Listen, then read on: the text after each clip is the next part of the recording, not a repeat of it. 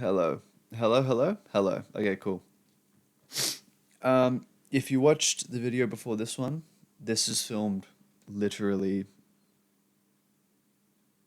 15 seconds um, after that one, you know? And if you want to go watch it, go ahead. And it's basically just an introduction of hello, my name is Lucas, and this is why I want to start a YouTube channel to, discuss things or whatever. And I made that just to get. I literally said it in that fucking video. I just want to get all the preliminary introduction stuff out of the way so I can talk about what I really wanted to talk about. And particularly for today, the thoughts for today, right? What I was on about, the wavelength I was on. Um, and it's been bouncing around my head a bit.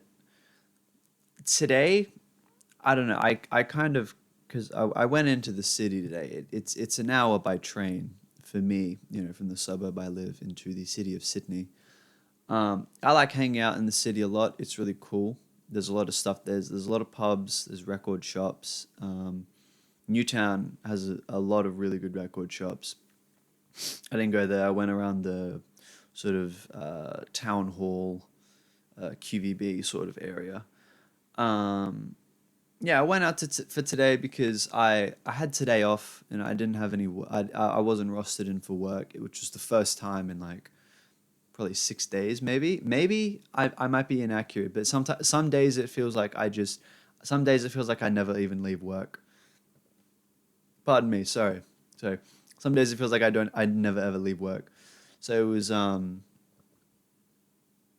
nice feeling to have today pretty much to myself, and that feeling always is very temporary for a number of reasons. Um,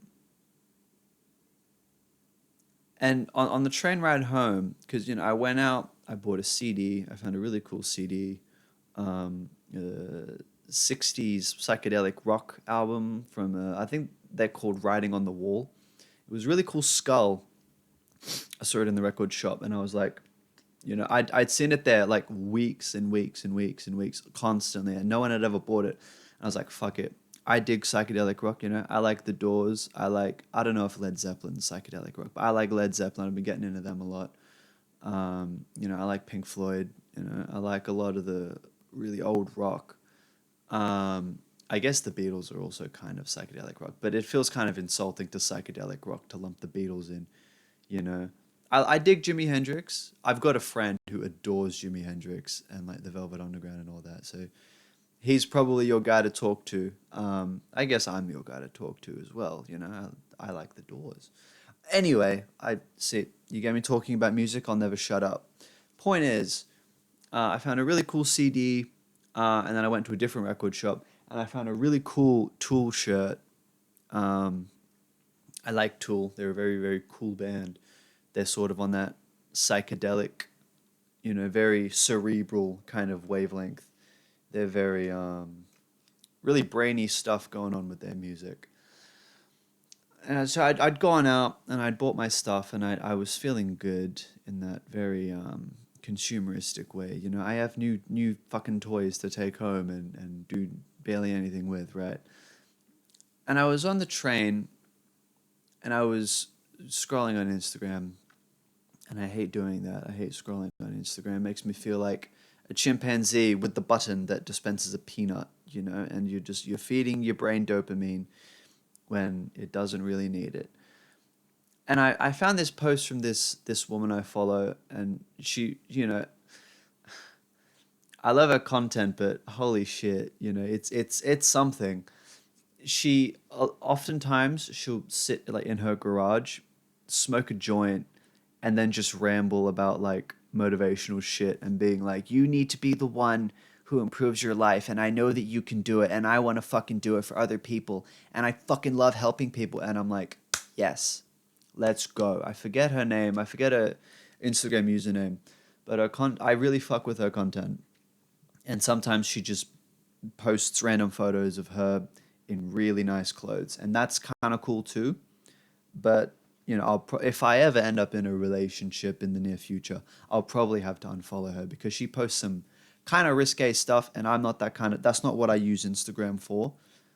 My primary purpose of using Instagram is DMing my friends, uh, sending stupid reels, which I guess counts as DMing my friends, wasting time on reels, which I wish I never do, but I still always do.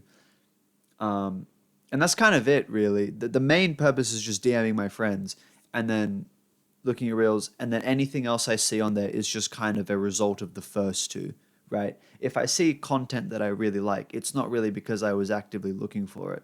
When I think Instagram, I don't think life-changing, mind-bending content. I think of utter shite and possibly the stupidest people you've ever laid eyes upon, with the exception of this lady who posts motivational garage weed content. You know, she's a real diamond in the rough.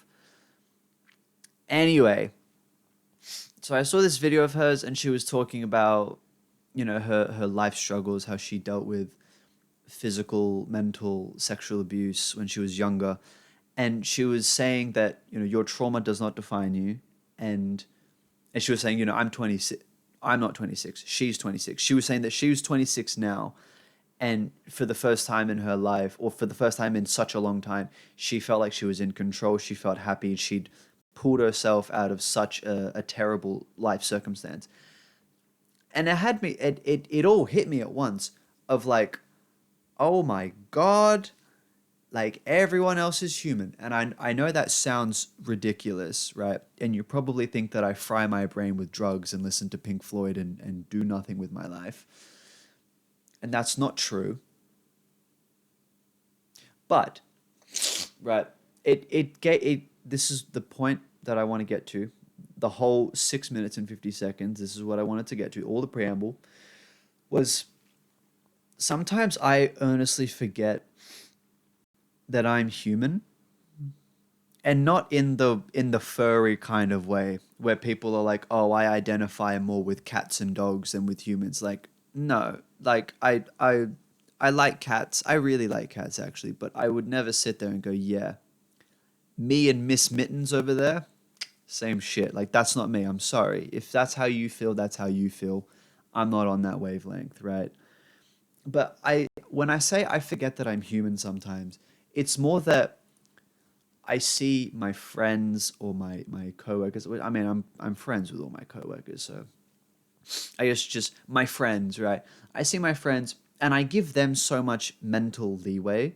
I give them so much credit, so much wiggle room, so to speak, with their lives, but I give myself none, right? I look at my friends and my mate will tell me, yeah, man, I've been smoking a lot, or someone will tell me like, yeah, you know, I came into work hungover like 2 days in a row, or someone will tell me like, yeah, I had a big argument and I know that I was being petty, but I did it anyway. And I sit there and I look at them and I go, well, okay, you're human, right? No one's perfect. I'm sitting there and I say that to them. I say, no one's perfect. You know, no one's expecting you to be a saint. And I sit there and I say, this is what life's all about. It's ups and downs. It's adversity. You know, you're going to deal with things, but you've got your whole life to figure it out. Right? That's what I say to my friends who are similar age to me. I always sit there and say, I've got a coworker, right? I'm 20, she's like 21, I think. She's 21, turning 22 this year. I'm turning 21 this year. She's older than me by a year, but still, she's older than me. And she's like, I don't know what I'm going to do with my life. I don't know. I'm trying to enroll in this. And I looked her dead in the eye and I said, you've got your whole life to do this sort of stuff. Like, you're chilling. And then I turn around and I don't give myself that same leniency. I sit there and I'm like, I need to have this figured out, and I need to fucking, get my diet in shape, and I need to I should go to the gym. I've been trying to exercise more, but like, I need to get my life in order. I need to get my head fixed on straight. I need to, I'm not allowed to make mistakes, right? I hold myself to such a ridiculously high standard, and my brain, it's like when a bird looks through a window, it doesn't see the window. My brain doesn't see me being harsh on myself. It just sees, this is what you need to fucking do, right? And maybe it's some weird superiority complex that I have, that I expect better for myself in comparison to other human beings, where other people can fuck up but they'll still be fine. But if I fuck up too many times, then that's not adhering to the standard that I have set for myself in my head. I don't know. I don't know. I'm trying to psychoanalyze myself, but there's a million possibilities as to why I do it. So I was sitting on the train on the way home, and I was having this realization because I'd seen this woman talking about her past struggles and like her drug addictions and all that. And I'm sitting there, I'm like, okay, she's 26, but she's pulled herself out of it. She's doing great for herself. And then I realized like, oh, but I couldn't forgive myself if I did that to myself. Not I couldn't forgive myself, right? But it's like I know for a fact that if I was earnestly addicted to drugs, and if I was, if it took me until 26 to get my life together, then I would whip myself. I would be self-flagellating till the fucking cows come home. I knew deep down that I would be so harsh on myself if I was in her position, but I gave her all the leniency, right? And I forget that, like, yeah, fuck, I'm a human being. I'm not. I should fuck up. I'm allowed to fuck up to a degree, right? You're allowed some fuck ups. If you run a red light and kill someone, you know, it's kind of your fault. But I keep forgetting that I can be the one to walk into a room and someone else can admire me from a distance the way I admire other people from a distance. That just doesn't occur in my brain that people would sit there and think, oh yeah, that's Lucas. I like that guy. In the back of my mind, it's always like you need to be doing better. You need to be doing better. You need to be doing better. There's always something wrong you're doing, and I wish I wasn't that way. I wish I wasn't, but that's just kind of the way my brain was operating today.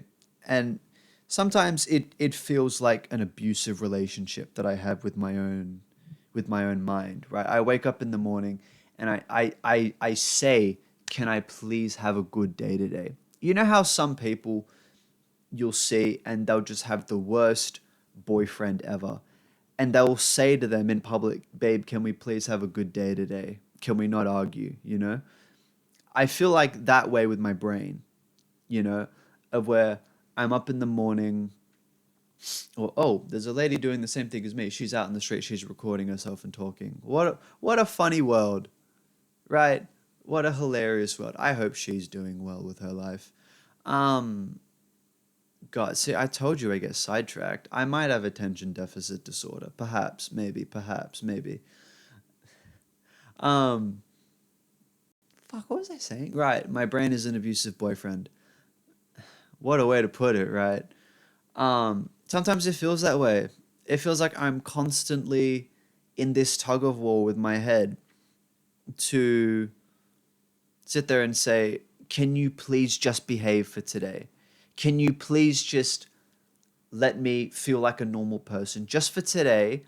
And then when I go to work tomorrow and I'm distracted, you can beat me as hard as you want. But just for today, while I have a day off, and today could be great, just let me do it, right? Because I've had it happen as well. I'll go to like a social event with my mates and there'll be all sorts of new people that I could meet there. And I'm hyped on the way in and I'm hyped to see my friend. But then after like an hour or half an hour, it's like a fuse gets cut, right? And all of a sudden my head just shuts off and I just think I don't want to fucking be here. And I wish I wasn't like that because I want to meet new people. I want to make new friends. I want to, get into a healthy romantic relationship. I want so many things, especially for my social life. And yet it feels like there's this uh, emotional kneecap uh, emotional handicap alarm, right? That goes off in my head of, oh, you have the opportunity to do something good, and then someone slams down on the red button and it's like, no, you need to pull away. You need to, and it's not a conscious decision. It's not like I sit there and I want to go half mute half the time. And it sucks, right? Because I've developed such better social skills. If you took me today and rewind the clock exactly a year, my social skills were completely different. I was such a weird little creature of a boy, of a man, of a boy, right? Back then. And I do feel proud of the progress that I've made with my social skills, but sometimes it genuinely feels like my brain is a scrambled egg, you know? And I just wish it would behave, you know. Um, and I hate that there are people out there that you can tell they've never dealt with something like this, and they still try to give you unsolicited advice. And I can guarantee, if enough people see this video, there's also going to be, you know, fucking Redditors who think they know everything posting their own advice. I just want to preface this right now. I don't want unsolicited life advice from the comments. You're not my therapist. You're not my friend. Um, I'm doing this purely to externalize my own brain, my own thoughts. It's more of a self development exercise than anything else, you know. Um, and I don't want to sound harsh, but I've seen it happen to other people, other creators, you know, who make identical content to this, where people are in the comments giving them just the shittiest life advice ever and acting as if they know them personally and behaving so parasocially, behaving as if they've been friends for the last 2 years. It's like, no, no, you're looking at me through a computer screen and this is what I'm choosing to share about myself. You don't know me. You just don't know me, right? And the more I post and the more I share on these videos, you will learn more about me, but you will never have an intimate interpersonal relationship with me, you know. And when I say intimate, I don't mean like romantical, sexual, freaky kind of stuff. I mean like you're not going to know me to the same degree that my best friends know me, right? That's just not going to be the case. Um, with all that being said, you know, uh, closing thoughts. I feel like I'm fighting my brain constantly, you know, that I can only have half a good day. And then I take the train home and I have these horrible realizations that I treat myself deeply, very, very poorly, right? And I sit there and I think, God, why do I do that? And part of it's just instinct. It's not like I'm sitting there saying, you know, God, I hate myself and God, I don't deserve this. I get upset because sometimes I genuinely do feel like I deserve better out of life. You know, not to sound like a egotistical prick, but I feel like I do, you know? I've I've been working hard, you know, to not be such an awkward, self-hating, judgmental person, right? And I've been, you know, I've learned a lot over the last year alone, you know, because a number of things had happened, and it feels like there's very little payoff. The only payoff I get is I can talk to practically anyone I want to now. Whereas before that, I used to be a social fucking clam. And I'm not saying that I'm a social butterfly now, but I'm saying that if someone were to approach me, anyone at all, I wouldn't have an issue. I wouldn't clam up and go, you know, I wouldn't do any of that anymore. It happened today.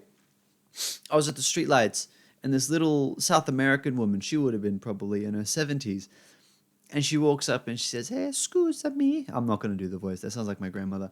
But she says, "Oh, you know, excuse me." And I was like, "Yeah, you know, what's up? How you doing?" And she was like, "Do you know where the David Jones is?" And this was on like, to anyone who doesn't know Sydney, this isn't gonna make sense to you. But to people who live in Sydney, I was at the you know where the Town Hall KFC is? I was across the tram tracks from that at the lights there. I wanted to cross. I wanted to go to the Dimmicks, to the bookstore. So I was there, and she walks up and she goes, "Yeah, do you know where the David Jones is?" I'm gonna be real. I don't fucking know where the David Jones is. I haven't been into a David Jones since I was like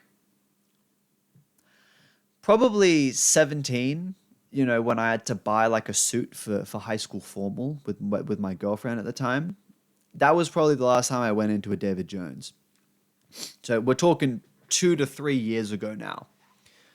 And she walks up and she says, "You know where David Jones is?" And I was like, "I'll be honest with you, miss, I don't. But it's probably in the Westfield, down that way." And she goes, "Oh, I know where the Westfield is." Like, yeah, probably look around the Westfield. You should have some luck there. Otherwise, I'm sorry, I can't help you. And she was like, "No, that's all good. That's all good." And then she goes, are you Australian boy or Italian? And I was like, my mother's Italian because she is. And I was like, yeah, because I was caught off guard because for a moment I was going to say, I'm an Australian boy. But then I was like, I mean, clearly she detects, look at that nose, man. Holy shit, right? And I was like, well, my mother's Italian. And I was shocked because normally people don't just walk up and say that. I've had a dude say that I look French before. I had a dude on the same street, on George Street. He walked up and I made eye contact and I smiled at him. I was like, how you doing? And he just goes, "Pour que ça m'a vu?" And I was like, what? And he just kept, and he goes, French? And I was like, no. And he was like, oh, you are Australian. I was like, yeah. And he goes, oh, I thought you were French. You look a little French. Are you? And I was like, oh, I mean, my mother's Italian. Maybe that's where the looks come from. And he goes, oh, oui, I understand. And I was like, sure. And I was like, what's your name? And I don't remember his name. I would say Jean Philippe or something. That's kind of racist. He was like, oh, my name is Jean Philippe. And I was like, yeah, nice to meet you, man. Stay safe out there. And we parted ways, you know. But it was kind of fucked. Like, this dude just walks up to me in this alley, basically, and just starts speaking French. I'm like, brother, easy up there, fucking Napoleon. Like, chill out. Anyway, right, back to the South American lady. And she says that, are you a Aussie boy or Italian? I was like, my mother's Italian. She goes, yeah, I could tell. And she goes, yeah, I love Italian people.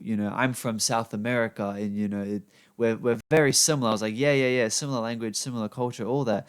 And she goes, yeah, you're very bella, bello, and bella and bello means Italian. No, it doesn't mean Italian. Bella means beautiful in Italian. So, oh my God, Granny's putting on the moves. And that kind of made my day. That this lady asks me for directions. I give her directions and she calls me handsome. And she goes, yeah, I love Italian people and I love Italian shoes. I'm like, yeah, man, they're classy. And she goes, thank you. You're a very kind boy. I hope you have a good day. And I said, you have a good day too. And we parted ways. And I think my father just returned home. So we're going to get to wrapping this up now. So at the very least, I got to end the video on a positive note. You know, I forget how I even got onto the topic of this South American woman calling me handsome, but it's a positive aspect of my day. Maybe I should focus more on that than my own mind's self-flagellation, I guess. Stay safe. Happy New Year, I guess. Peace and love.